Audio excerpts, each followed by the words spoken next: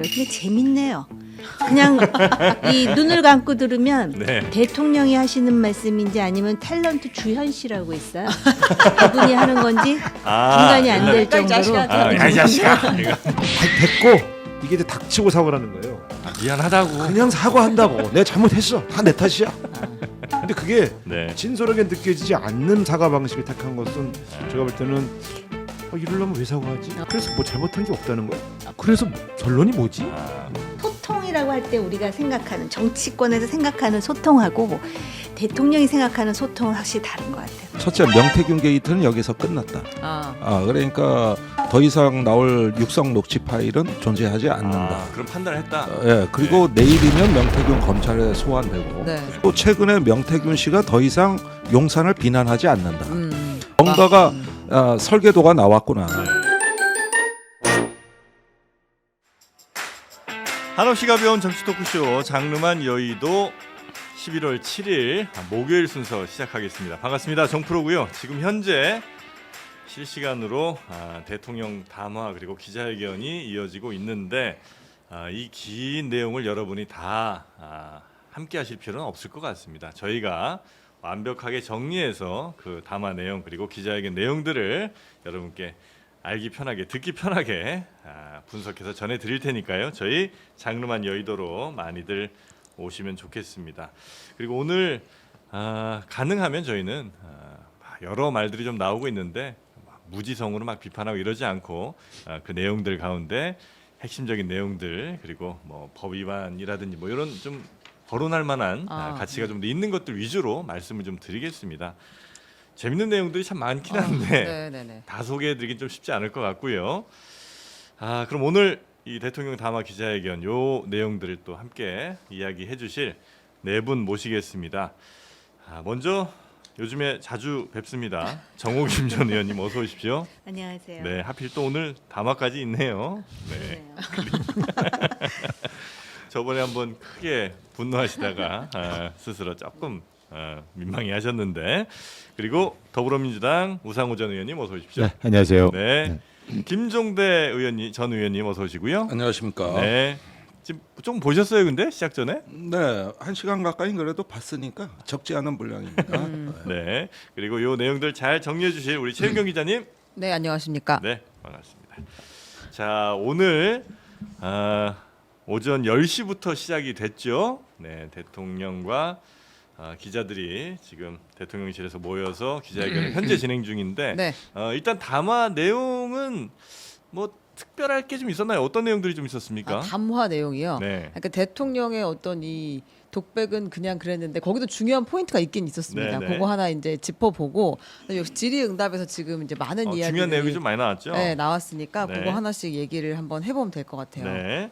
일단 뭐 담화 같은 경우는 뭐 일단 죄송하다, 그죠? 네, 사과를 했습니다. 제 주변의 일로 국민께 염려를 드리기도 했다. 이 부분에 대해서 사과를 좀 했고, 네, 부덕의 소치다 이런 얘기를 좀 했습니다. 네. 그리고 나서는 이제 뭐 경제 부분에 있어서는 어려운 경제 상황을 그래도 잘 돌파하고 있다. 요 정도 아마 평가를 네. 스스로 좀 내린 것 같고요. 그리고 임기가 마치는 2027년 5월 9일까지 초심을 잃지 않고 끝까지 나에게 주어진 임무를 잘 수행해 나가겠다라고 얘기를 했습니다.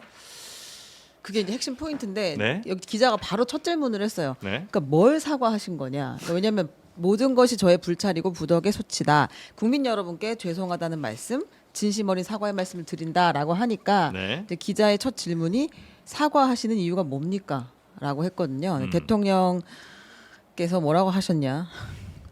국정 최고 책임자가 국민에게 사과드리는 것은 부끄러운 일이 아니라 국민을 존중하고 존경하는 일이다. 임기 반환점에 앞서서 국민들께 감사와 존경의 입장을 보이는 게 맞다고 생각했다. 끝내 이제 왜 사과를 했는지는 설명하지 않았습니다. 네.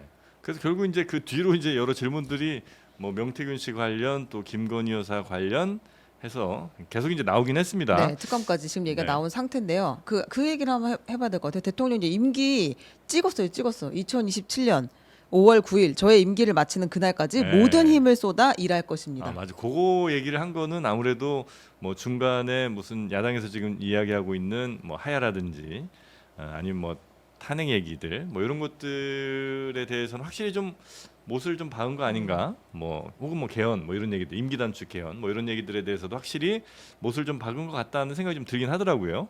예, 특별히 네네.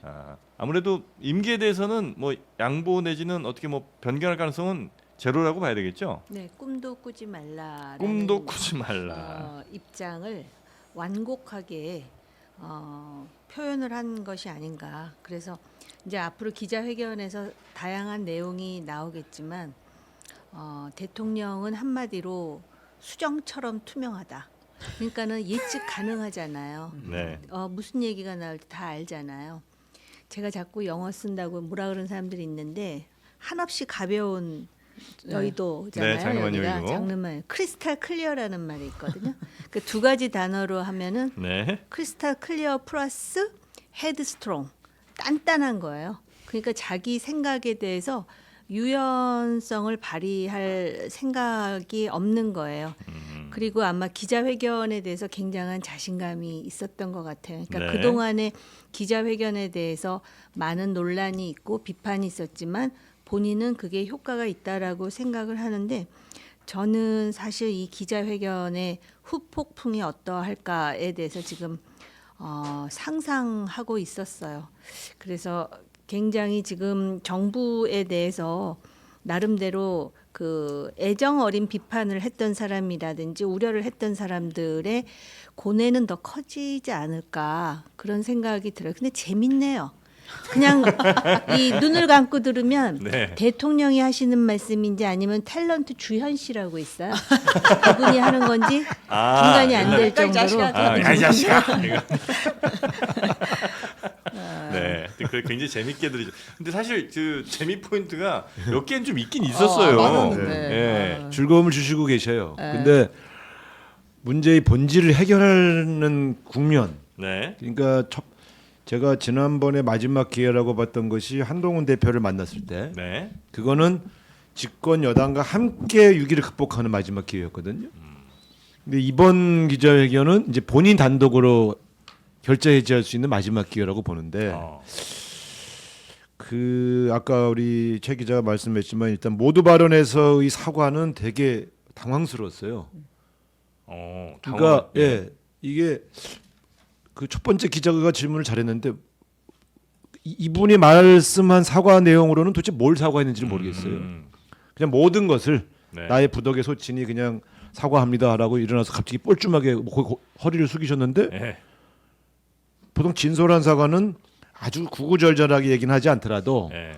국민들이 가장 불만을 느끼고 있는 사안을 적시하고 이것에 대해서 나의 책임은 여기까지인데 정말 여러분들 그렇게 많이 화내고 계신 거 제가 잘 알고 있고 네. 그 점에 대해서 해결의 의지를 밝히면서 사과하는 거 아니에요. 근데 그냥 다 됐고 이게 이제 닥치고 사과라는 거예요. 미안하다고. 그냥 사과한다고. 내가 잘못했어. 다 내 탓이야. 근데 그게 네. 진솔하게 느껴지지 않는 사과 방식을 택한 것은 제가 볼 때는 이러려면 왜 사과하지? 그러니까 첫 번째 기자가 뭘 사과하신 거예요라고 묻게 만든 것은 제가 볼 때는 크게 네. 공감을 얻지 못했다. 그런 거고 지금 질의응답 과정에서도 그러니까 지금 어쨌든 국민들의 불만, 아쉬움, 집권당이 왜 요구 사항이 왜 나왔는지 이런 것들에 대한 성찰이 좀 부족해. 네네. 다 변명으로 읽어나가고 있거든요. 네. 사안 자체가 있었던 전후 배경을 설명을 하고 계신데 이해해달라는 거지 사과하고 있거나 성찰하는 게 아니잖아요. 네네네. 저는 어이구 이 기자회견을 끝나고 나서 과연 일반 국민은커녕 집권 세력, 집권당의 저희 국회의원들이 이 정도로 국민들이 납득했겠다라고 말할 수 있을까? 더 안 좋아질 거란 말씀이시네요. 더 안 좋아질지는 모르겠지만 이게 좀 조금이라도 좀 해소가 돼서 네. 야당이야 당연히 부족하다고 하지만 예. 여당이 이 정도면 좀 넘어가자라고 예. 말할 수 있는 수준까지는 하셨어야 되는데 예. 아직 기자회견 다 끝나지 않았습니다만 예. 지금까지 나온 설명으로는 그래서 뭐 잘못한 게 없다는 거야? 이런 느낌이 들어요. 구구절절 여러 가지 상황을 설명하고 있어서 재미는 있는데 네. 그래서 결론이 뭐지? 뭐 좀 이따 또 나올 수도 있겠죠. 현재 뭐 진행 중이니까. 네. 우리 김종대 전 의원께서는 좀 어떻게 보셨습니까? 앞에 내용들. 글쎄요, 좀 사람을 질리게 만든다. 질리게 만든다. 조금 어제 조중동 일제히 보수 언론이 전부 다 사설 칼럼에서 쓴 내용은 네. 이번에는 제발 다른 모습을 보여라. 예전에 예컨대 4월에 의정대란 때 기자회견 담화 같은 거는 절대 안 된다. 이번엔 진정성과 겸손함을 갖추고 제대로 해라. 이게 진보 언론은 오히려 그런 칼럼이 거의 없고 보수 언론 쪽에서 일제히 절박하게 얘기가 나왔습니다. 오늘도 그래요, 사실은. 그럼 왜 그랬느냐? 대통령이 이제 어떤 이러다가 보수가 공멸할 수도 있으니 이번에 국정 쇄신에 조금 국민들 납득가는 거 안 하면 정말 큰일 난다. 이런 위기 의식의 발로였습니다. 네. 그리고 실제로 이제까지 기자회견 담화로 지지율이 올라간 사례가 없습니다. 전부 일방적인 홍보, 과시 이러다 보니까 겸손함과 진정성이 안 보였다는 거거든요. 그러니까 이번에는 달라져라. 이런 주문을 어제까지 굉장히 많이 했고 또 일부에서는 그런 기대도 있었던 것 같다. 왜냐? 갑자기 그 결정된 기자회견이기 때문에 이번에 뭔가 신경의 변화가 있지 않을까 이런 느낌들도 좀 다소 있었던 거거든요. 네. 근데 막상 오늘 기자회견을 보니까 예전보다도 훨씬 더 뭐 문제 있었어 하는 투거든요. 그러니까 계속 문제 제기했던 사람들 입장에서는 질려버리는 거죠. 이게. 그러면서 그 저기 크게 보면은 가장 민감한 부분이라고 할 수 있는 명태균 씨 문제는 수백 통 그냥 축하 전화의 하나였다. 다 녹취록 들으셨습니다만은 그게 수백 통 축하 전화 중에 하나였습니까? 전혀 이제 이 정서적인 괴리가 극복이 안 되고 그다음에 여사 문제에 대해서도 아니 뭐 국민이 좋아하시면 가는 거고 아니면 아닌 거지. 그걸 뭐 대외 활동 한다 안 한다 그런 얘기를 어떻게 하냐. 그다음에 방금은 특검 얘기인데 이거 저기 야당이 다 뭐 저기 자기들이 특검 의제 다정하고 특검 추천하고 그런 특검이 어딨냐 이런 얘기거든요. 네. 그러니까 딱 봤을 땐 저도 눈앞이 허해지는 게 이제는 이게 소통이 좀 불가능할 것 같다. 네네. 저기 우리 뭐 야당하고 소통 뭐 이런 건 바라지도 않아요. 여당 내에선 제대로 될까? 그것도 잘 안 될 것 같아요. 예, 그것도 저는 좀 의문스러워요. 그러니까 큰 이게 테마별로 보자면 일단 명태균, 그다음에 김건희 여사, 그다음에 뭐 지지율, 특검 뭐 요 정도 이제 카테고리들이 좀 현재까지 나온 것 같은데. 네네. 김건희 여사 관련해서는 다른 주제들 이야기보다 조금 더 흥미로운 이야기들이 좀 많이 나왔던 것 같아요. 그럼 먼저 갈까요? 예, 김건희 여사 관련해서. 네네. 김건희 여사님이 국정 관여했는지 이제 이런 네. 질문이 나왔어요. 국정 관여 얘기를 우리가 너무 많이 했으니까 네. 인사 개입, 선거 개입이 있었다는 의혹이 있는데 그것에 대한 입장을 말해달라. 그리고 외교 일정을 포함해서 대외 활동 전면 중단해야 한다는 목소리가 있었는데 이에 대한 입장을 말해달라 네. 질문이 있었는데요. 대통령의 인식을 아주 정확하게 보여주는 말을 합니다. 네. 어떻게 말하냐면 대통령이 대통령 부인은 대통령과 함께 선거를 치르고 대통령과 함께 또 도와야 되는 입장이지 않느냐.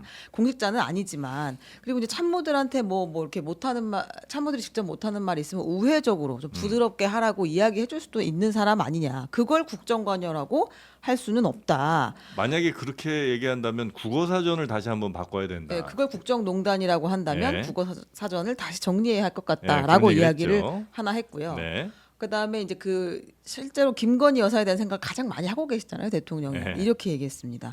제가 검찰총장 할 때부터 절 타겟으로 하는 거지만 저희 집사람에 대한 침소봉대는 기본이고 없는 것도 만들어서 제 처를 악마화시킨 것도 있습니다. 이렇게 이야기를 했고 물론 국민에게 걱정을 끼쳐드린 것은 무조건 잘못이라고 생각을 한다. 네. 이렇게 이야기를 했고 대외 활동은 사실상 지금도 꼭 필요하다고 생각하는 거 외엔 중단을 해왔고 앞으로도 그렇게 할 것이다. 네네. 그리고 이제 이게 뭐 여러 군데 걸린 얘기긴 합니다만 김건희 여사가 대통령이 막 그 새벽 늦게까지 일하고 이제 들어오면 물론 이제 그 이야기하면서는 인수위 시절 얘긴데요. 인수위 시절에 이렇게 밤 늦게까지 열심히 일하는 당선자를 본 적이 없다고 인수위 많은 사람들이 그렇게 얘기를 했다는 겁니다. 그래서 이제 밤 늦게까지 일하고 돌아와서 피곤해서 쓰러져 자면 그때부터 아내가 새벽 뭐 5시 6시까지 본인의 핸드폰을 들고 여기저기 고마운 사람들한테 일일이 막 수천 명한테 답장을 하더라는 겁니다. 그래서 어쩌면 대통령과의 어떤 그 문자 메시지나 뭐 이런 것들이 김건희 여사가 대신한 거라는 혹시 메시지를 좀 주려고 했던 건 아닌가. 뭐 실제로 그랬는지 뭐 어땠는지 모르겠습니다만 뭐 그런 얘기도 좀 나오기도 했었습니다. 그건 재밌는 포인트였어요. 네. 근데 사실 참, 이게 저 아내가 내 핸드폰 이렇게 보고 있으면 좀 소름, 밤에 소름. 새벽에 약간 좀 무섭지 않나요? 아니, 그건 뭐 상관없는데요. 지금 대통령이 이제 변명한 내용들이 네. 저는 사실 좀 어이가 없는 게 네. 예를 들면 이제 저도 선거를 6번 치렀지 않습니까? 네. 그럼 가족들이 선거에 총동원돼요. 아 뭐 그렇죠. 그렇죠. 당연히 돕죠. 예, 예. 그러니까 그거는 가족이 당연히 돕게 돼 있고 선거법상 직계 가족이 선거 운동이 허용돼 있어요. 네. 고맙죠. 저도 사실은 우리 가족들이 우리 아들들 음. 뭐 우상호 아들, 뭐 우상호 뭐 예를 배우자 이렇게 해서 이제 다니면 아. 마음이 아파요. 다리가 퉁퉁 붓기도 하고. 네. 그러니까 늘 마음은 이제 아련하죠. 아이고 아유. 나 국회의원 만들려고 고생들 하네. 네네네. 국회의원 되고 나서 그러면 내가 우리 처가 예를 들면 네. 사무실 인사나 네. 지구당 조직 개편이나 여기에 다 관여를 하는 경우 네. 맞냐? 안 맞냐? 과거에 그런 지구당도 꽤 있어요. 그래서 부인 치맛바람 때문에 떨어진 사람도 있어요. 하도, 네, 하도 네, 네. 지구당 일에 관여해서. 그래요. 아, 그리고 많아요. 국회의원 된 뒤에도 약간 사모님들이 나오신 분들이 그런 분들이 있어요. 있어요. 근데 그거에 대해서 지금은 많이 없어졌어요. 그래서 이게 하나의 문화로 많이 개선돼. 옛날에는 예를 들어 국회의원들이 중앙당 일을 하고 부인들이 지역구 관리한다 뭐 이런 것도 있었고요. 그러다 보니까 나중에 그래요? 과거에 공천 헌금을 부인이 받아서 문제된 경우도 있었잖아요. 네. 뭐 의사하시던 분이 네, 금고에 네, 네, 3억 네. 숨겨놨다 걸리기도 하고 다 잘못된 거예요. 그게 그런 문제를 일으켜요. 네. 그래서 못하게 하는 건데 네. 지금 나를 많이 도와준 사람이고 그러니 당연히 국정을 돌볼 때 부인이 좋은 정도야 왜 안 하겠어요? 괜찮겠죠. 근데 실질적으로 지금 한동훈 대표의 주장은 네. 비서들에게 직접 지시한 정황이 있어서 지금 이것을 비서들을 개편하라고 한 거 아닙니까? 네, 직접 네. 지시한 정황이 있다고 내부자들이 확신한 거 아닙니까? 네. 야당이 어떻게 알아요? 그러니까 대통령을 조언하는 배우자의 역할은 계속 해도 되는데 직접 지시한 상황이 있느냐라고 물은 건데 그거에 대한 답은 안 하고 아이 뭐 내 부인이 나를 위해서 열심히 살았고 지금도 열심히 하고 있는데 그거를 좀 봐줘야지 이렇게 얘기하는 건 전혀 다른 측면의 대답인 거죠. 그 일단- 비슷한 부분에 해명이 아니, 약간 하나 있어서 요거만 하나만 소개해드리면 윤 대통령이 참모들이나 누구 이렇게 막 혼을 많이 내면 그 김건희 여사가 아내가 와서 아이 그렇게는 좀 하지 말라고 요런 얘기는 좀 했었다고는 하더라고요. 예, 그 얘기는 이제 윤석열 대통령 그건 할 수 예, 있죠. 대답에 좀 있었습니다. 아니 이제 우상호 의원께서 그 공천 헌금을 받은 정치인의 부인 얘기를 잠깐 하셔가지고 그런 사람도 있지만 남편을 위해서 남편이 받은 정치 헌금을 자기가 받았다 그러고 대신 들어간 사람도 있는 거죠. 있어요. 동지네요, 동지. 아, 그러니까는 그래요? 그건 동지라기보다는 그게 내조라고 생각했던 사실 90년대 뭐 80년대 그런 사람도 있는데 저는 지금 그 얘기를 하려고 그러는 게 아니라 네. 이미 지금 이 기자회견 내용에 대해서는 많은 사람들이 예상한 그대로 흘러가고 있잖아요. 근데 좀 마이크로한 걸 봤어요. 일단 보면은 윤석열 대통령은 무슨 얘기를 하냐면은 자기는 부인의 그 핸드폰의 비번도 모르고 그래서 보지도 않았다는 얘기를 하잖아요. 그런데 지금 또 무슨 얘기를 하냐면은 그 우연히 밝혀진 본인의 전화번호로 네. 수많은 메시지가 오는데 김건희 여사가 날밤을 새며 그것에 대한 답정을 해줬다. 네. 네. 이게 무슨 함이냐? 남편은 부인의 핸드폰 비번을 모른다. 그런데 부인은 남편의 핸드폰 비번을 안다라는 얘기예요. 그렇죠. 그다음에 두 번째로 이 부분이 있어요. 네. 지금 보면은 그 부인 얘기를 하면서 심지어는 유경수 여사가 아, 비유를 맞아요. 해요. 유경수가 등장합니다. 저는 이 보수 지지층 중에 이 부분에 대해서 동감하는 사람과 이것에 대해서 분노하는 사람의 비율이 어떨지를 지금 가늠해 보고 있었고요. 네. 또 하나는 지금 그 부인을 악마화하지만은 내 아내는 나를 위해서 적어도 파트너로서 그 구체적으로 지금 말의 그 워딩은 생각이 안 나지만 아주 그냥 애정이 그냥 문구마다 들어있다는 걸 알 수가 있잖아요. 너무 사랑 넘치는구나. 안쓰럽고 그런데 아. 그런데 그 명태균이라는 사람하고 김건희 여사와의 그 메시지를 보면 무식하면 다 그래요. 지가 뭘 안다고. 아. 이거 결국은 윤석열 대통령이라는 걸 명태균 씨가 인정했다라고 저는 알고 있어요. 마지막에 예. 이랬다 번복하긴 저랬다 했죠. 하다가 예. 여기서 그 대통령과 대통령 부인에 대한 그 뭐라 그럴까 짝사랑? 관계 설정, 그다음에 위계 구도를 우리가 확인할 수 있다라고 생각하는 사람도 있을 것 같아요. 그러니까 네. 많은 사람이 그걸 의심하잖아요. 결국 심지어는 명이라는 사람이 대통령은 장님무사고 안진뱅이 주술사가 하려는 대로 한다 그러는데 지금 이런 마이크로한 측면을 가지고 제가 얼마나 할 말이 없으면 이 얘기를 지금 하고 있겠어요. 왜냐하면 할 말 없으면 안 하셔도 돼요. 아 그래요? 여기서 끊을게요. 아니 다 했어요. 다 했어요. 아, 재밌었는데 끊고 있어. 다 했어요. 아니 아, 그렇다는 얘기예요. 아 대통령이 근데 진짜 정이 많은 게 내가 네. 대통령 됐다고 해서 번호를 갑자기 바꿔버리면 아. 가까운 사람들한테 어떻게 내 번호 바뀌었다고 다 얘기를 해주고 아, 있겠냐. 맞아. 그래서 못 바꾸고 지금까지 들고 있었다. 네. 내 처나 나나 다 휴대폰을 바꿔 써야 했는데 이제 이런 이야기도 하셨습니다. 박절하지 못해서. 예, 매정하지 못하고 박절하지 못한 것 같아요. 네.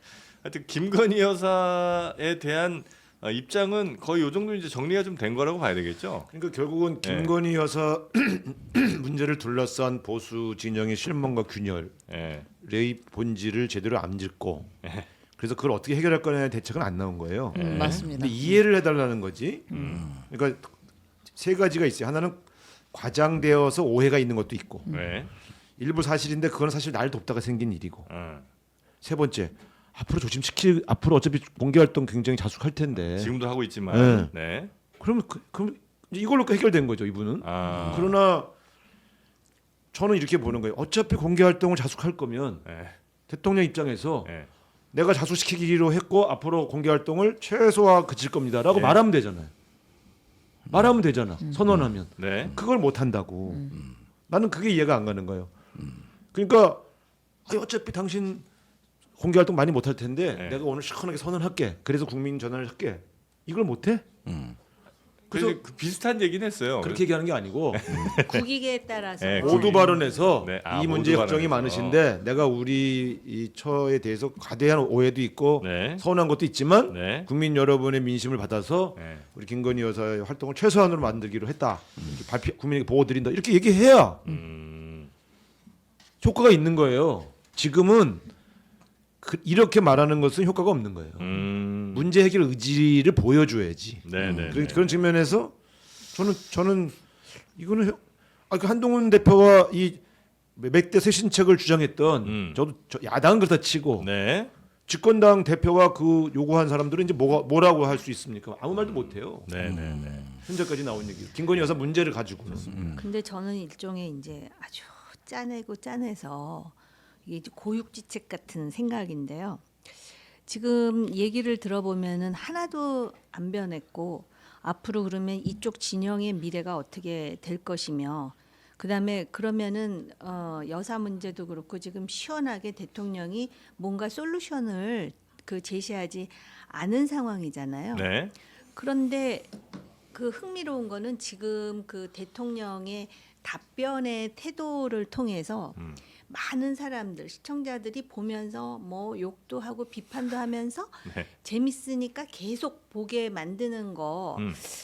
그러면서 이렇게 그 하나도 격노하지 않고 과거처럼 예를 들어서 그 의정 갈등을 얘기할 때 그 본인의 그런 스타일이 있어요. 막 힘을 주면서 마치 또 뭐 웅변하듯이. 근데 지금은 굉장히 부드럽게 제가 그래서 은유적으로 그 탤런트 주연 씨 얘기를 한 거예요. 네. 그러니까는 뭐라 그럴까 이렇게 부드럽게 얘기를 하면서 지금 그 일반인들도 아니 그 아주 쉽게 막 이렇게 비난도 하고 심지어는 아마 그 욕도 하는 사람도 있을까 어떻게 저렇게 할 수가 네. 있어 술 한 잔 걸치고 무슨 뭐 편하게 얘기하는 사석이 아닌데 네. 이렇게 말하는 사람도 있지만 저게 혹시 전술 아닐까 그러니까는 저 사람이 무슨 악의가 있어서 그리고 어떤 그런 태도 정치식의 그런 정치를 하는 게 아니라 나름대로는 그런 아까도 그 말씀하시잖아요 순수한 것 같다고 네. 그러니까 지금 그래서 그러는 건가 그러면서 아까 최 기자 그 말씀 하시지 않았어요? 매력 있다고 사석에서. 네네네. 그러니까는 같이 밥 먹고 술 먹으면 그래도 빠져들잖아요, 다들. 그러니까 네. 바로 그런 거를 지금 노린 건가? 왜 그 생각이 들었냐면 김영선 전 의원이 네. 그 검찰에 소환돼서 답변하러 들어가기 전에 2번이나 인터뷰를 할 때 우리가 왜 횡설수설했다 그랬잖아요. 네네네. 근데 그 김영선 전 의원이 아마 강혜경 씨인가 누구하고 통화하는 게 또 녹취가 공개가 예, 돼서 예. 거기 보니까 그렇게 선명해. 똘망똘망할 맞아. 수가 없어요. 그러니까 맞아요. 아 이거 전술인가? 네. 아, 그런 일부러. 생각도 개인 생각이에요. 네. 꼭 마지막에 개인 생각 아. 돋으시는데. 네. 그 말씀 들으니 머릿속이 허해지는 게 여러분 나도 뭐 일부 당하신 말려들었구나. 겁니다. 예. 그 전술에. 아, 그래요? 이런 느낌이 들어요. 네. 실제 재미는 있었으니까. 네.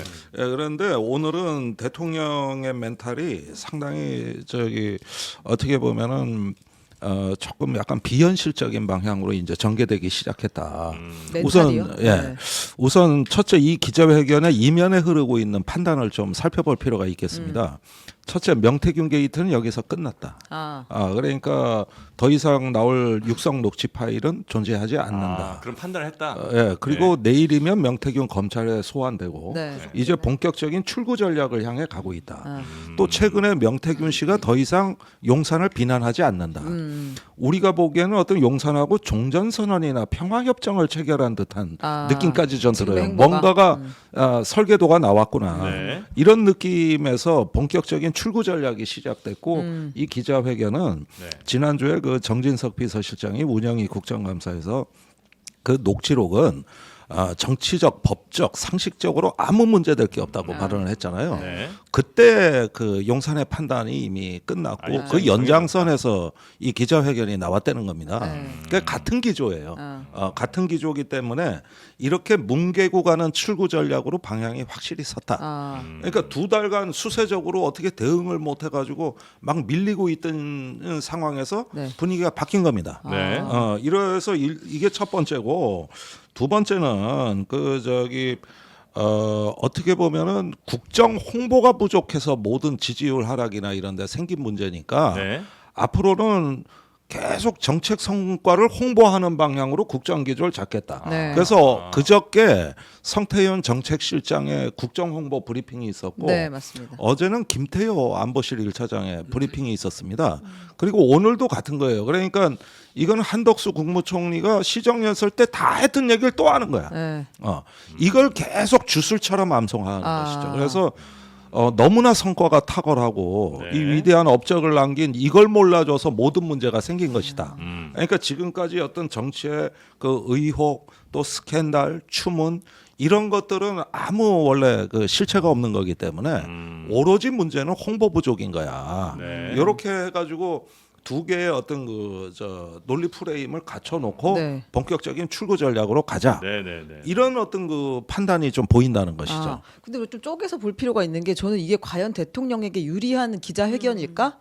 왜냐하면 말이 길어지면 실수가 나오거나 정말 그 진실의 조각들이 막 거기 던져지잖아요. 나중에 그 말이 본인에게 돌아올 것 같은데. 네. 아니 그러니까 이런 거예요. 제가 볼 때 이제 김건희 여사 건은 아까 말씀하신 그런 방향으로 발표를 한 거죠. 네. 여기서 그러니까 결과적으로 말하면 한동훈 대표와 친한계 의원들이 주문 사항을 거절한 겁니다.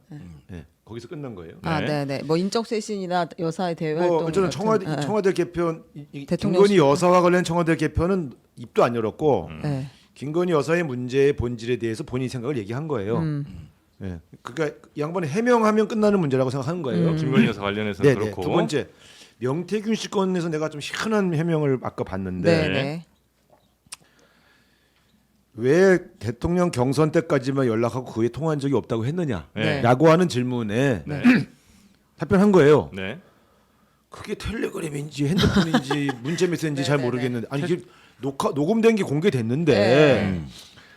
그런데 축하 전화가 와서 뭐 축하 전화 받다가 뭐 이런저런 얘기한 것이지 뭐 네. 별거냐라는 식으로 얘기했고 네. 그러면 왜 경선 때까지만 통화했다고 했느냐라고 했을 때 내가 처음에 참모들한테는 나중에 이런 통화한 적도 있다고 얘기했는데 홍보실이나 대변인이 발표할 때는 여러 가지 고려해서 그냥 경선 때까지만 통화했다고 발표한 것이다. 네. 라고 얘기했잖아요. 맞습니다. 네. 그 대변인 잘라야 돼요. 그러면 대통령이 말한 사실을 왜곡해서 숨긴 그 홍보수석이나 대변인은 잘라야지. 대통령이 말한 내용을 숨긴 거 아니에요. 네. 그래서 대통령을 공지로 못 옮겨야 됐잖아 결과적으로. 예. 그러니까 이게 웃긴 게 대통령은 대변인 탓을 하고. 네. 못 잘라요. 예? 못 잘른다고.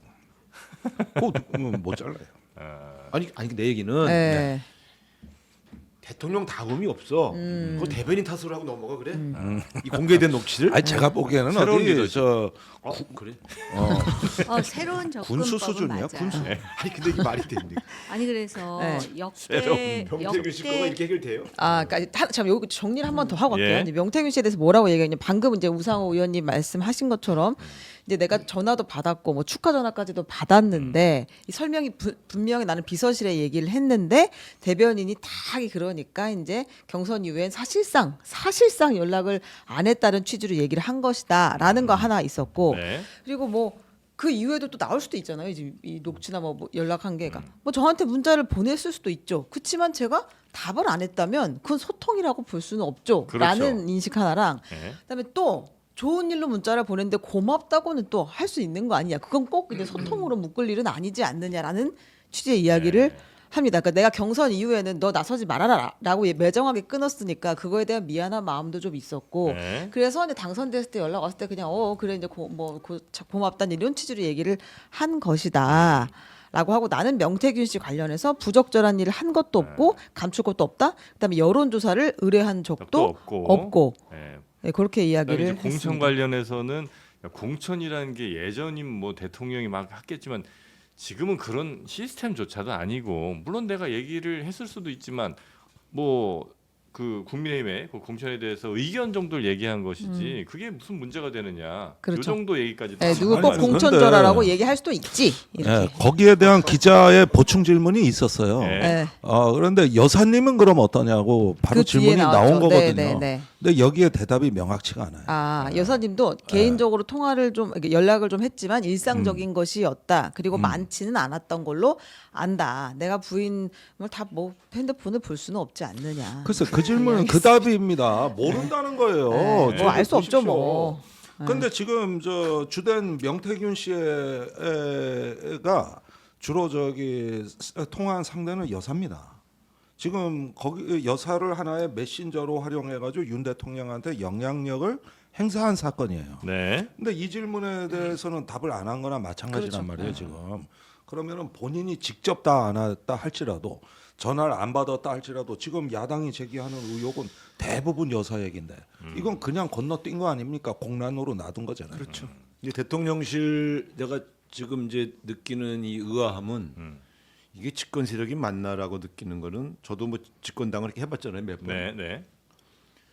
대통령은 대변인이 허위 발표를 한 것이라고 뭐라 씌우고 대통령실이 대통령이 명태균 씨 통화하면서 김영선 주라고 그러는데 당이 말을 안 듣네. 근데 어쨌든 어떤 경우도 됐다. 그래서 예. 은혜를 잊지 않겠습니다라고 말한 그 녹취록이 공개됐을 때 대통령실은 대통령이 헛소리한 사람을 만들었어요. 아니 그냥 의례적인 얘기 퍼풍 떤 거지. 뭐 그게 진짜 한 거냐? 제가요 귀를 의심했어요. 바이든 날리면까지는 내가 이해해 주겠는데 대통령이 김영선 주라고 했던 말을 사실이 아니라고 하기 위하여 네. 대통령이 명태균에게 허풍 떤 사람으로 만들어 네. 대통령 당선자를 네.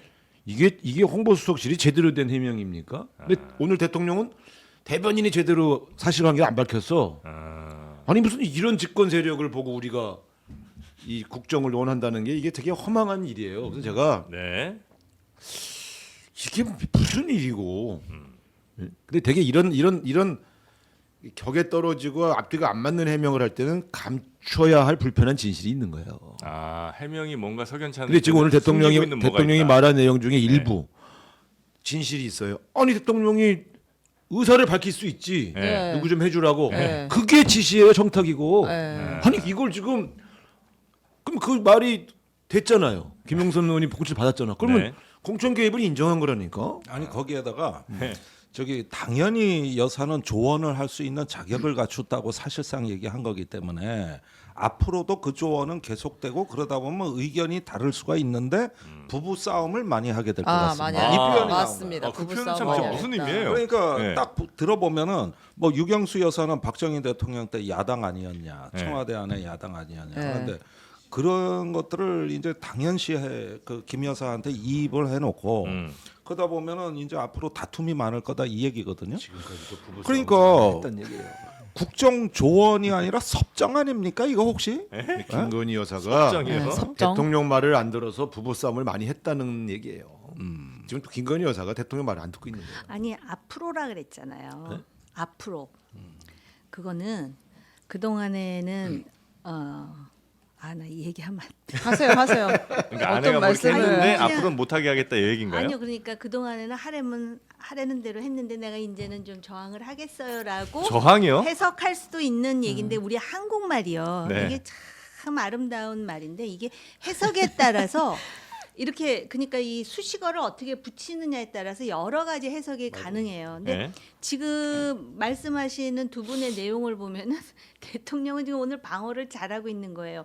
요렇게도 해석이 되고 요렇게도 해석이 되고 앞으로 빠져나갈 수 있는 건 다 빠져나갔다라는 거잖아요. 대통령 입장에서는. 근데 제가 볼 때는 네. 지금 대통령의 어떤 이런 그 기자회견의 내용을 가지고 일방적으로 개입을 했다. 부인이 개입을 했다라고 단정할 수 있는 요소가 아직까지는 없어요. 그리고 그 말씀이 맞을 거예요. 출구 전략으로 여기서 정리하고 그다음에 그 남미 가는 거는 이건 국익이야 하고 뭐 같이 갈 수도 있는 것이고 그러니까 혼자 갈 수도 있는 것이고 그러니까 여지를 남겨놓는 거죠. 아니 금지하겠어요라고는 얘기 안 하잖아요. 그러니까 모든 게 이렇게 구멍 하나씩을 다 만들어 놓고 얘기를 하는 거거든요. 네. 그걸 잘하네 대통령이. 그리고 역대 권력이 위기를 맞았을 때 네. 했던 그 솔루션을 우리가 봐왔잖아요. 그러다 보니까 지금 대통령은 전혀 우리가 상상치도 못한 방향으로 지금 그런 태도를 보이니까 굉장히 당혹스럽다고 느끼는 것 같아요. 역대 대통령은 자신의 권력을 위해서 아들, 심지어는 복수의 아들, 새 아들 그런가 하면 형 어쩔 수가 없는 상황이었거든요. 그렇게 할 수밖에 없다라고 느끼는데 지금 윤석열 대통령은 자신의 확고한 신념인지 아니면 스스로가 자기 체면을 하는 건지는 모르지만은 네. 이렇게 하고 명태균 정리하고 뭐 변호사 하나 해가지고선 이렇게 정리하고 뭐 이렇게 생각했을 수 있는데 네, 네, 그거는 어떤 정권이든 지금 이런 접근법을 가지고 하면은 그런 솔루션을 할 것 같기는 해요. 그런데 이제 문제는 뭐냐면은 그게 그러면은 계속 효과가 있을까? 단지 이제 이 정권에서 보는 그 하나의 상황은 네. 선거가 상당 기간 없다라는 것이거든요. 그래서 저도 모르겠어요. 이게 효과가 있는 건지 없는 건지 모르겠고, 그러면 이것에 대해서 국민의힘이 특히 한동훈 그 리더십이 어떤 식으로 대응할지에 대해서 지금 이렇게 그 나름대로 상상을 해보는데 아무튼 이런 접근은 역사상 한국 현대 정치 사상 처음 있는 일이죠. 처음 봐요. 네. 네. 근데 아니, 이 정도일 줄은 몰랐어요. 왜냐하면 네. 그래도 몇 100가지 그러니까 예를 들면 5대 요구다, 4대 요구다 그러면 한두 가지는 들어줘요. 근데 100%는 못 들어주니까 네. 절반 정도 들어주더라도 뭔가 그래도 들어주는 척은 한다고. 그게 네. 소통의 방식이거든. 네. 그러면 좀 부족하지만 양해하고 넘어가자고 집권 세력은 얘기하고 네. 야당은 아니다 전체가 다 부족하다 이렇게 하는 건데 어쨌든 한 국면을 정리를 하고 가요. 그래서 야당이 이제 그 이슈에서 빠져나와서 다른 걸 또 찾는다고. 근데 지금은 이분이 이걸 정리된 게 하나도 없어요. 이분은 빠져나가지 않은 거예요. 네. 그러니까 이건 정면 돌파인데 어, 이런 방식을 택하면서 참 의아하다. 폭풍이 두렵지 않다는 얘기인가? 그럼 민주당은 지금 오늘 이 기자회견 담아 요거를 보고 혹시 변할 게 있어요? 아니면 뭐 이제 포기다. 그냥 우리는 갈 길 간다 이렇게 가는 겁니까? 지금 이 정도 사안을 가지고 놔줄 수가 없죠 대통령을. 네네네. 그러니까 예를 들면 이런 거예요. 지나간 일을 처벌하거나 인과관계니까 네. 뭐 자기 부인을 처벌하자 이렇게 하기는 어려울 수 있죠. 네. 그럼 앞으로는 어떻게 하겠다는 얘기가 분명히 담겼어야 돼요. 네. 재발 방지 대책만큼은 분명히 나와야 돼. 그래서 그러면 야 그러면 이제 앞으로 이렇게 안 하는 건 좋고 음. 지금까지 한 건 어떻게 할래 하는 게 야당의 입장이라면 네. 여당은 이제 앞으로 안 한대잖아. 이제 이 정도 믿고 가자 이렇게 할 수 있어야 되는데 재벌 방지 대책이 없어요. 그러니까 하나 있어요. 제2 뭐. 부속실장을 오늘 발령을 냈대요. 아 그것도 예상했던. 네, 다 그렇죠. 다 아니, 뭐, 이미 이렇게 정답이 다 네. 했어요. 그러니까 누수가 됐고 만약에 지금 민주당이 여기서 지금 여기까지 나왔잖아요. 네네. 오늘 이제 뭐라 그랬지? 밤새 토론을 한다 그랬던가?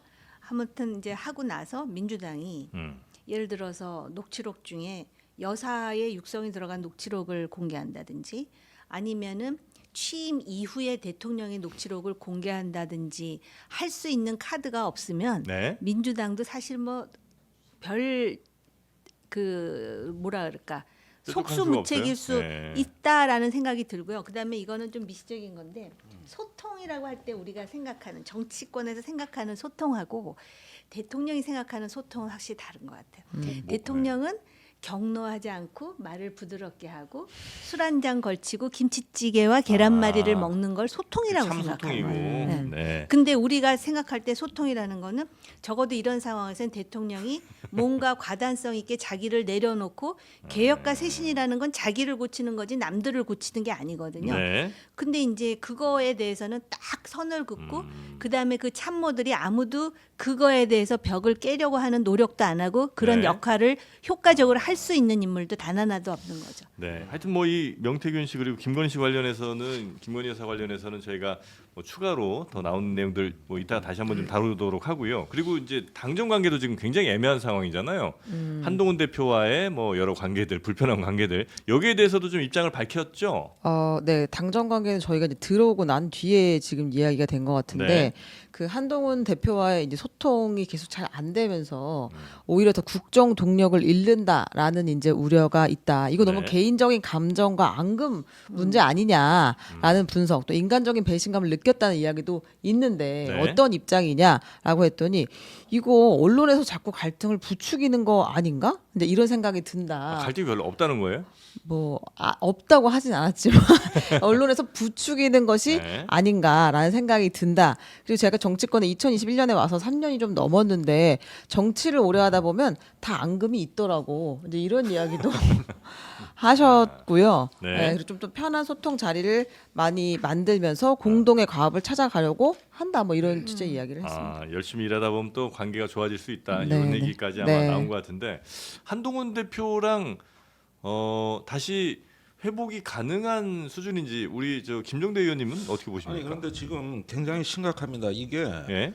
지금 추경호 원내대표하고 한동훈 대표가 완전히 다른 당 대표로 두 개의 당 대표처럼 움직이고 있어요. 네. 어제 한동훈 대표가 중진 의원들 간담회하는데 추경호 대표가 안 왔습니다. 맞아요. 그러니까 서로 상대방 행사에는 안 가는 거예요. 네. 그리고 이번에 담화 전에 국민의힘의 원내 지도부 회의가 있었어요. 네. 거기서 대통령의 그 담화를 건의도 하고 또 이번엔 겸손하게 했으면 좋겠다 이런 얘기도 논의가 나왔다는 거 아닙니까? 역시 친한 의원들이 배제돼 있습니다. 네. 그러니까 지금 이 상황을 보면은 한동훈 대표는 돌아가는 걸 몰라요. 이 저 담화 전후로 상황을 전혀 모르고 있고 네. 반면에 한동훈 대표가 지금 국방 외교 현안 긴급 점검 회의는 뭐 우크라이나 전쟁이라든가 미국 대선이라든가 네. 이런 어떤 그 상황에 대한 어떤 그 당론을 좀 점검하고 정책을 고민하는 자리가 돼야 되는데 이 자리에 추경호 대표는 안 갑니다. 이유는 시간이 없다예요. 그러니까 바쁘죠, 이런 바빠. 상황을 보면은 네. 지금 국민의힘은 이미 내부에서 네. 별개의 두 개의 당처럼 실제 작동하고 있고 이거는 형식만 통합돼 있을 뿐이지 내용적으로 분열된 당입니다. 지금 이 상황에서 결집하지 못하는 이런 집권 여당을 두고 저기 대통령께서 뭐 가끔 정치하다 보면 앙금이 좀 있을 수도 있는 건데 과장됐다 이렇게 얘기하고 넘어가기에는 이거는 굉장히 심각한 상황이다. 대통령은 이제 그렇게 얘기할 수밖에 없죠. 예, 저번에 그 네. 보궐선거 때도 한동훈 대표 부산에 가서 제일 많이 들은 얘기가 당정간에 좀 싸우지 좀 말라. 이 얘기를 지지자들한테 들은 얘기는 그게 전부나라고 해도 과언이 아닌 거거든요. 네. 이렇게 되면은 이제 그 국민의힘의 당원들이 헷갈리는 거죠. 뭐가 옳은 거야? 누가 우리 지도자야? 말하자면 이건 정신적인 해체입니다. 정신적인 어떤 그 분당 수준에 왔다. 그런 수준이라고 볼 수 있는 거죠. 근데 국민의힘 뭐 현재는 당원이 아니신가요? 네. 예, 아니시죠? 아니지만 저는 그 애정을 갖고 보수 계시고. 진영의 정당이 잘 돼야 된다고 생각해요. 네네네. 예. 그럼 이런 정도의 상황까지 왔으면 요게 그래도 또 어떤 뭐 대통령과 또 대표 간의 어떤 이런 정치적인 행위 등으로 인해서 다시 또 하나의 움직임으로 잘 갈 수 있습니까? 아니면 이제 그 단계는 좀 넘어섰다고 보세요? 만약에 뭐 저는 사실 굉장히 조심스러운 비관을 하고 있지만 오늘 대통령의 기자회견으로 국민의 의혹이 제거될 거라고 보지는 않아요. 네. 그럼에도 불구하고 대통령과 그 친윤 세력이라고 하는 사람들은 한동훈 대표 고립을 계속 시도할 것 같아요. 네. 그런데 한동훈 대표의 딜레마는 뭐냐면은 본인이 지금 어떤 단단한 그 세력을 확고히 하기 위해서는 대중적 지지를 얻어야 되는데 지금 이런 분위기에 본인도 도매금으로 넘어간단 말이에요. 네. 그런데 그렇다고 자신의 독자적 목소리를 내면은 골수 지지자들 중에 탄핵 트라우마에 갇힌 사람들이 한동훈을 공격해요.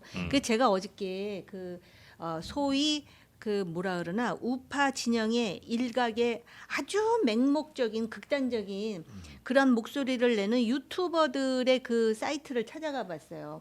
그랬더니 여전히 그 사람들이 그 보수 지지자의 다수는 아니지만 네. 일단 목소리가 크잖아요. 그리고 대통령을 마치 또 결사옹위하듯이 뭐든지 다 옳다 그러잖아요. 네. 그런 상황에서 한동훈 대표가 이걸 어떻게 혁파해야 될지 자기가 답이 없는 거예요. 그러다 보니까는 본인은 나름대로 최고위에서 굉장히 강한 소리를 낸다 그러는데 아마 대중들은 저것 갖고는 부족하다라고 생각할 거야. 네. 그런데 그 내부에서는 어떻게 자기를 여태까지 키워준 대통령한테 이런 말을 할 수가 있어. 이러니까 본인이 지금 운신의 폭이 없는 거예요. 잘못하면 이런 상황에서 한동훈 대표가 존재감 없이 사라질 위험도 있어요. 그러니까 네. 여기서 나 이거 대권에 도전해야 되는데라는 생각을 빼고 해법을 찾아보라고 권하고 싶어요.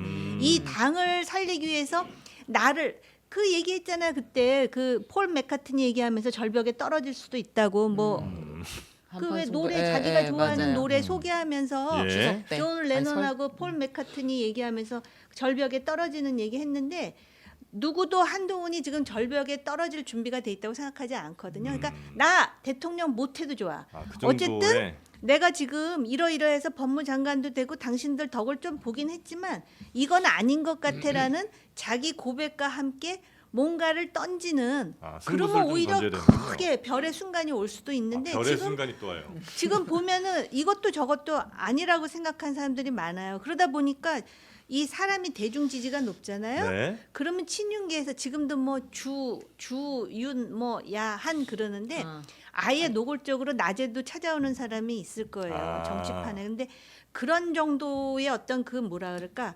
결기와 강단과 카리스마가 안 보여요. 아직은. 제 눈에는. 네.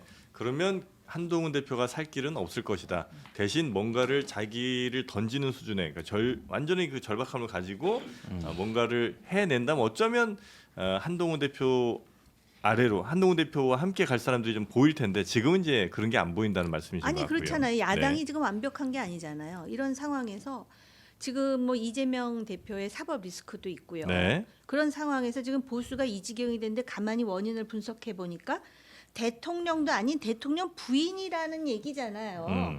그러면은 본인이 여기서 야멸차게 이것에 대한 해법이 무엇인지를 내가 그 보수 지지층 핵심 지지층으로부터 욕을 먹더라도 이게 정석이어라는 그런 기록은 남겨야 자기가 살 수가 있다고 제 생각은 그런데 어떠세요? 야당 자연스럽게 넘어가시네. 야당이야 뭐 항상 그 어떤 여사의 문제를 네. 일단은 정권이 처리하고 발표까지 않으면 안 된다는 건 처음에 출발점이었던 것 같고 네. 근데 한동훈 대표는 항상 이거를 회색지대 영역으로 끌고 갔습니다. 그러니까 긴 것 같기도 하고 아닌 것 같기도 하고 그다음에 맨날 한 박자 늦어요. 네. 그러니까 지금 뭐 그 특별 감찰관 조장이나 이런 걸 한 두세 달 일찍 했어도 네. 그때만 해도 아마 존재감이 굉장히 커 보였을 겁니다.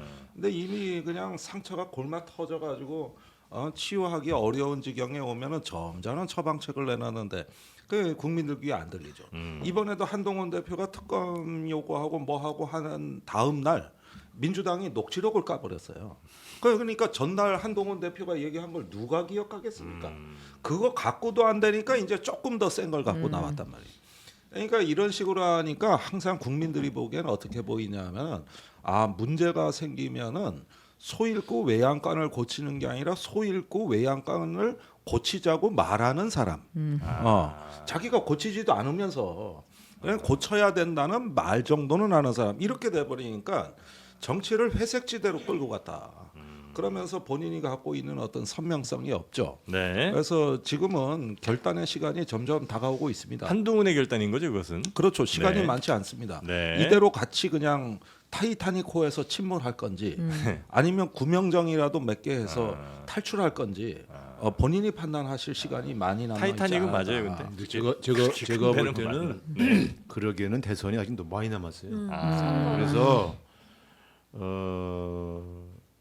저는 결과적으로는 이제 국민의힘이라는 당이 분당될 거라고 보는데 네. 대선 앞두고 분당이 될 대선 거예요. 앞두고 2년 남았는데. 보수의 개편이 불가피해요. 왜냐하면 네. 지금 한동훈 대표 쪽의 입장은 윤석열 대통령과 차별화를 하겠다는 입장은 분명히 갖고 있는 거예요. 왜냐하면 네, 집권당 대표가 저렇게 세게 뭐 약하다고 그러지만 저는 집권당 대표가 집권 전환기 반환점쯤 됐을 때에 집권당 대표가 저렇게 세게 대통령과 대통령 부인에 대해서 이야기하는 거는 강하게 얘기하는 경우는 처음 봤어요. 네. 근데 그럴 만한 사안이 생긴 거잖아요. 여론도 그렇고. 네. 그걸 나는 민심 대변을 좀 하고 있다고 봐요. 한동훈 대표가. 근데 여기서 이러지도 못하고 저러지도 못한 건 대선이 너무 많이 남아서 네. 크게 결단하기는 너무 위험하고 세력은 작고. 근데 민심은 아니니까 민심에 발을 디디고 거기에 올라타서 얘기는 하고 있지만 네. 실행력이 없는 거 아니에요. 대통령이 조금은 받아줘야지. 근데 대통령 입장에서는 받을 생각이 전혀 없죠. 오늘 없죠, 예. 이 담화 전체에 보면 예. 한동훈의 희의자도 없어요. 그리고 당도 없어요. 사실은 다 예. 자기밖에 없잖아요. 그러니까 네. 저는 그런 측면에서 본다면 아까 김종대 의원이 말한 것처럼 당은 분할 통치를 하고 있고 네. 한동훈 대표는 안 만날 거예요. 앞으로도 계속. 당 일은 추경호 대표를 통해서 얘기 듣겠다는 거 아니에요. 그 입장을 분명히 한 거예요. 네. 두 가지입니다. 하나는 한동훈 대표를 만난 날 면담한 날 밥은 추경호 원내대표랑 먹었잖아요. 네. 예. 이 밥을 누구랑 먹는 거가 매우 중요하신 분이에요. 이분은. 대통령은 아니 엘리자베스 여왕 조문인데 조문도 안 하고 밥 먹으러 가신 분 아닙니까? 그러니까 이게 밥이 굉장히 중요한 분이 밥과 술이. 예. 이번에 이 기자회견을 앞당긴 걸 건의를 추경호 대표가 했다는 거 아니에요? 네. 아니 전 살다가 추경호 원내대표가 그렇게 건의해서 앞당겼다 하더라도 그걸 추경호 대표가 공개하면 안 돼요. 그것도 좀 약간 이상하네요. 그건 뭐냐? 예. 한동훈 네 얘기 듣고 한 게 아니고 아, 추경호 얘기 추경호다. 듣고 한 거야라는 걸 밝히라는 거예요. 이 정도로 한지붕 두 가족이 됐어요. 네. 그래서 저는 이제 운명은 네. 한동훈 대표의 결단이 남았지만 빨리 하기 어려울 거다. 예. 근데 그러니까 그래서 나는 보수 진영이 매우 괴로운 시간들을 상황이다. 보내게 될 거다. 보세요. 이렇게 해도 다음 대권 주자 중에 1위는 보수에서는 여전히 한동훈 대표 아닙니까? 예. 최소 14.5% 최대 18%까지 가요. 네. 오세훈 6%, 예를 들면 뭐 홍준표 뭐 이런 분들 3% 네, 네, 2%. 네, 그러니까 거기에 있는 쭉 기라성 같은 잠룡 중에 한동훈 대표가 가장 우뚝 서 있어요. 그러니까 예. 한동훈 대표를 포기는 못 하겠는데 안 싸웠으면 좋겠다. 이게 보수 유권자들의 속셈 아닙니까? 속마음. 근데 한동훈 대표가 설려면 차별 안 하고 살 수 있어요?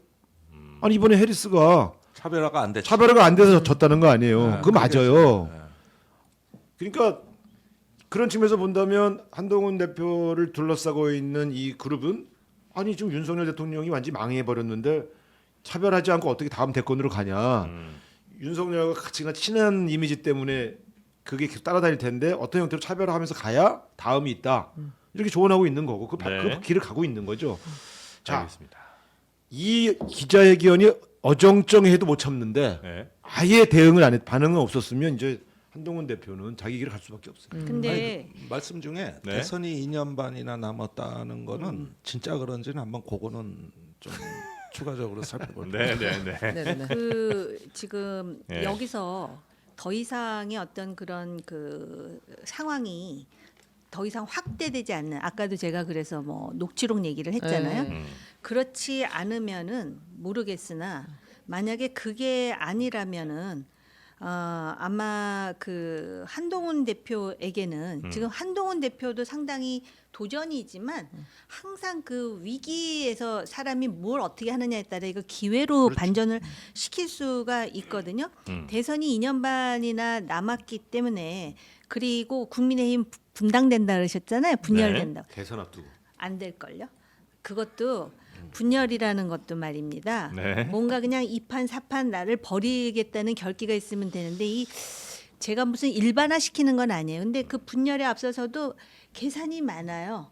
이렇게 되면은 당비는 어떻게 되고 보조금은 어떻게 되고 그런 생각을 하게 되면은 이 분열 그리고 분열의 쓴맛을 나름 봤다고 생각을 해 이 사람들은. 그래서 그렇게 될 것 같지는 않고요.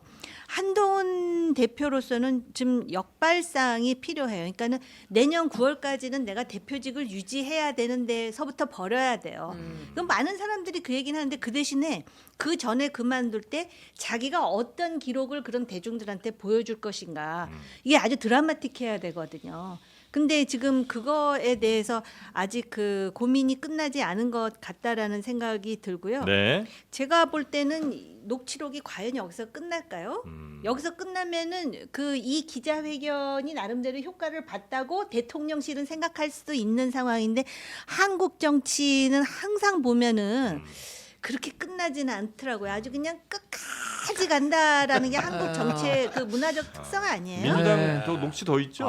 더 있죠. 근데 이제 그 어느 수준에서 갖고 있는지는 제가 잘 확인을 네. 못했습니다만 당 인사들 이렇게 보니까 뭐 아주 결정적인 게 있는지는 모르겠지만 그래도 전국에 영향을 미칠 만한 녹취는 있다는 표정이에요. 근데 그 어쨌든 저는 이게 국가적으로 보면 이 국면이 길어지는 게 바람직한 건 아니에요. 네, 네, 그런 네. 측면에서 저는 이 그 윤석열 정부가 좀 정신 차려서 지금의 상황 인식을 좀 엄중히 해서 네. 어쨌든 모멘텀을 만들고 가줬으면 지금 경제도 어려운데 네. 그런 생각이었는데 오늘 태도를 보니까 네. 어렵겠다. 여기도 여당의 정부에도 보니까 변곡점은 없을 것 같고 지금 여당에서도 뭘 할 수는 없는 상황인 거고 대통령이 야당에서도 그렇죠. 더 센 녹취록이 있지 않으나 뭔가 전국을 뭐 네. 이렇게 변화할 그러나 만한 계속 이슈는 이슈를 없을 끌고 거고. 갈 힘은 있어요. 근데 제가 볼 때 그러니까 그게 좋은 거냐? 네.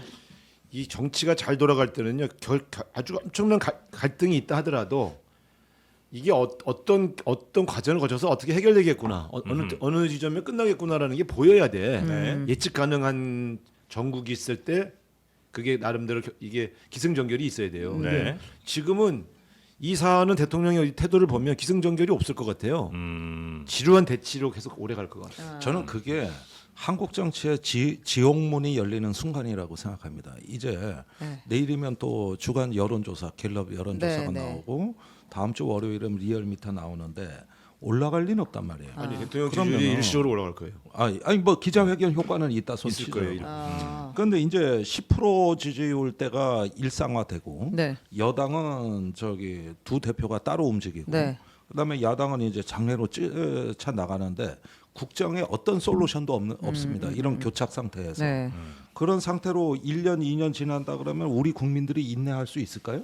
적어도 이런 어떤 그 지옥의 시간들을 그리고 정치가 사망 선고를 내리고 네. 각자 그냥 뭐 자기 어떤 자리만 지키는 게 정치가 돼버리는 이런 세상에서 우리 국민들을 앞으로 2년 반 살으라고 거기를 인내하라고요? 네. 저는 그거는 정말 무책임하다고 봐요. 아니 대안의 질서를 만들고 상상할 줄 모르면 그게 무슨 정치입니까? 네, 네. 그건 네. 지옥입니다. 알겠습니다. 뭐 오늘 네. 대통령의 대국민 담화 그리고 이제 기자회견 관련해서 여러 이야기들이 좀 나왔고 아마 지금도 진행 중인 것 같은데요. 네, 정말 현- 끝장을 보실 참인 것 같은데요. 지금. 근데 10초만 얘기해도 예, 예, 예. 그렇기는 한데요. 네. 이 이제 그 유권자들의 입장에서 보면은 특히 야당을 대표하는 민주당의 경우에 이재명 대표의 리스크라든지 이런 일련의 상황 그리고 다수를 점하고 있음에도 불구하고 거리로 나가는 거에 대해서 이걸 지금 그 소위 사법 리스크에 대한 최고의 방탄으로 지금 전술을 펴고 있다라는 의심을 하는 유권자들도 있어요. 단지 그 사람들이 보수 지지자만 있는 건 아닙니다. 네네. 네. 그러다 보니까는 뭐 아주 상투적인 용어로 뭐 적대적 공생 관계라는 얘기는 옛날부터 있어 왔잖아요. 이런 상황이기 때문에 나름대로 도덕적 해이에 그 권력을 더 빠뜨리는 요소도 된다라는 것이죠. 그렇기 때문에 개혁이라든지 쇄신을 얘기할 때 네. 우리가 좀 균형 잡힌 눈으로 볼 필요는 있어요. 알겠습니다.